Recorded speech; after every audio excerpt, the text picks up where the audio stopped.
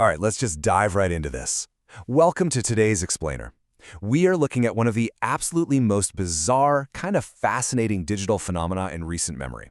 Usually when we think of the internet breaking, it's because of a massive celebrity announcement or a highly anticipated video game drop, right? Maybe a huge viral streaming event. But today, we're unraveling a completely different kind of mystery. We're looking at how a seemingly basic, literally just a practical math utility website managed to go so massively viral that it actually brought its own servers to their knees. It's this crazy story about human behavior, global infrastructure, and the invisible numbers that dictate our everyday lives.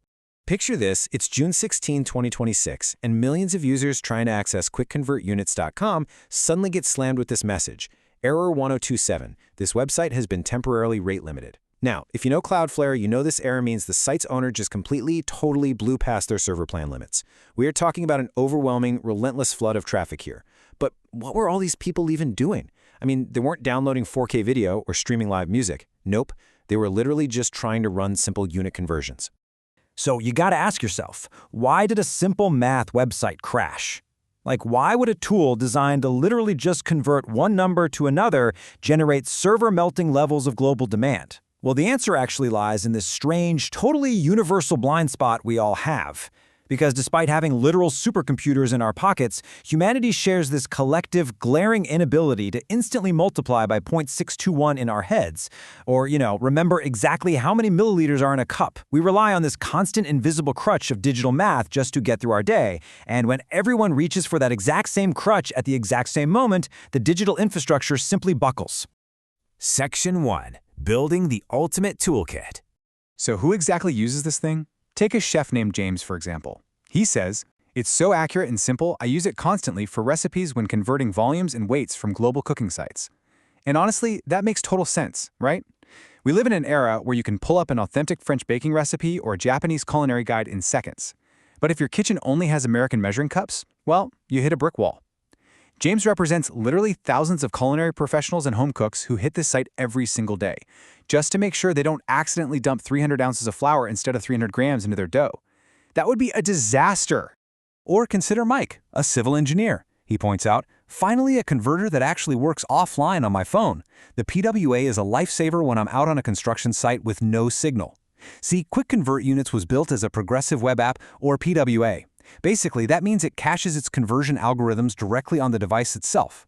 For professionals like Mike, who are out in the field pouring concrete or laying steel where cell service is practically non-existent, having instant offline access to architectural standard conversions, it isn't just convenient, it's an absolute necessity for job site safety and structural integrity.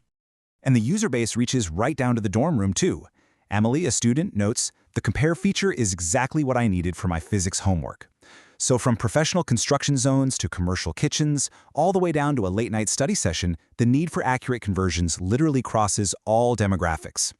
The site's clean, totally ad-free interface meant Emily wasn't fighting through annoying pop-ups just to solve her physics equations.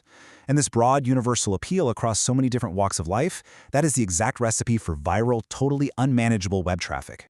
Because underneath the hood, this seemingly simple text box is actively managing 14 distinct measurement categories. It's this massive, comprehensive engine just dressed up as a basic utility. And the most heavily utilized of those categories include length, weight and mass, temperature, volume, time zones, currencies, and even deep engineering metrics like torque and power. The absolute genius of the site, and honestly, a huge part of the reason it generated so many rapid-fire requests, is that all these calculations happen in real time. Literally 0-page reloads. You start typing your temperature in Celsius, and before you even finish the keystroke, the Fahrenheit offset is mathematically mapped and displayed. It processes everything from a baker's cup measurement to a global financial exchange rate in mere milliseconds. Section 2.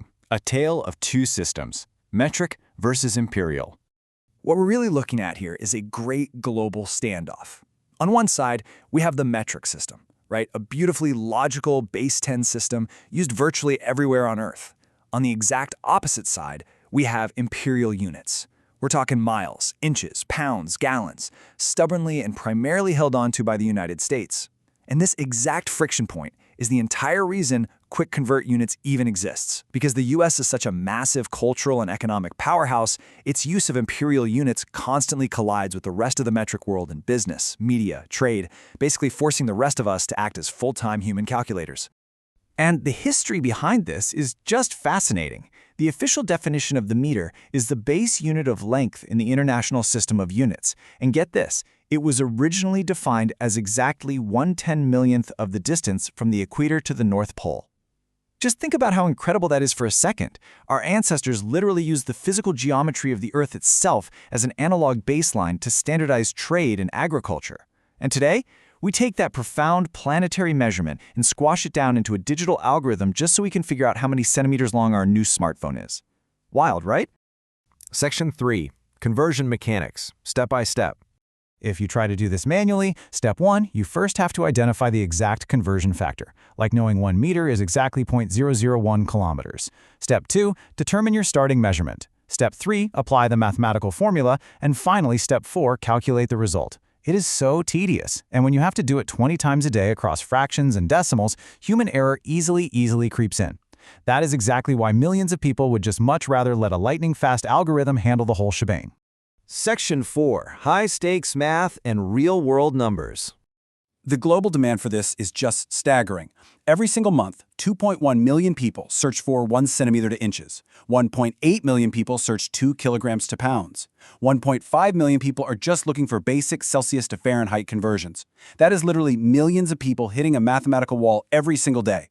We're not talking about niche data here. These search volumes prove that translating our physical reality from one numerical language to another is genuinely one of the most common activities on the entire internet. To solve this massive problem, the site relies on these massive reference matrices. For example, 1 degree Celsius instantly maps to 33.8 Fahrenheit, 50 degrees jumps to 122, and the boiling point of 100 is locked in at 212. Now, getting this scientific offset perfectly right matters immensely. Whether it's a meteorologist modeling global weather patterns, a lab tech setting a cryogenic freezer, or just a baker preheating an oven, these matrices are the invisible safety nets that literally ensure the world doesn't freeze over or burn up due to a silly rounding error. Section 5. The invisible global language. These mathematical bridges are exactly what allow our modern society to function on a global scale. Architects use them to ensure cross-border blueprints actually meet vastly different structural zoning laws. Marathon runners? They track their global race events in kilometers, but often have to translate their daily neighborhood training routes back into miles. And in trade and commerce, manufactured goods absolutely require strict dual labeling to satisfy international shipping laws and retail regulations. Honestly, without instant, reliable conversion, global trade would just grind to an absolute halt. Which really leaves us with this final question to ponder. How many times a day do you rely on invisible mathematical conversions just to navigate the world? Think about it. From the speedometer in your imported car, to the recipe you're cooking up for dinner tonight, to the weather app you check every single morning, we are constantly surrounded by this silent math. So the next time a simple utility website goes down, don't just brush it off as a regular old server glitch. Think of it as a momentary pause in the incredible, complex translation engine that keeps our entire globalized world spinning. Thank you so much for joining me on this explainer, and I'll catch you in the next one.